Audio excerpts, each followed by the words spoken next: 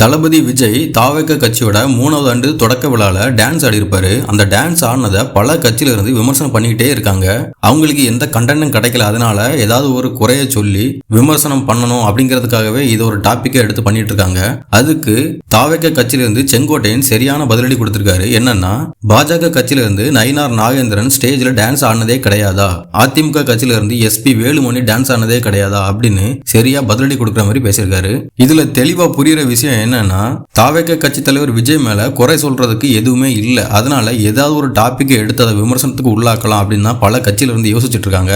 நீங்க என்ன சொன்னாலும் நம்புறதுக்கு முன்னாடி மாதிரி மக்கள் இப்ப கிடையாது. எல்லாருமே தெளிவா இருக்காங்க. மக்களை இனி நீங்க முட்டாளாக்க முடியாது, ஏமாத்தவும் முடியாது. இப்போ எதிர்கட்சியில இருந்து தளபதி விஜய்க்கு எதிராக என்ன பேசினாலும் அதுக்கு கமெண்ட் கொடுக்கறதுக்கு கட்சியில இருந்து ஆள் வேணும்னே கிடையாது. மக்கள் ரசிகர்கள் எல்லாருமே அதுக்கு பதிலடியா சோசியல் மீடியா மூலமா கொடுத்துக்கிட்டே தான் இருக்காங்க.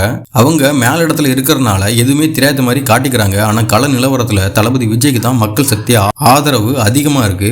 இதை பத்தி நீங்க என்ன நினைக்கிறீங்க அப்படிங்கறத கமெண்ட்ல சொல்லுங்க. தளபதி விஜயோட எல்லா அப்டேட்ஸும் தெரிஞ்சுக்க நம்ம சேனலை சப்ஸ்கிரைப் பண்ணுங்க.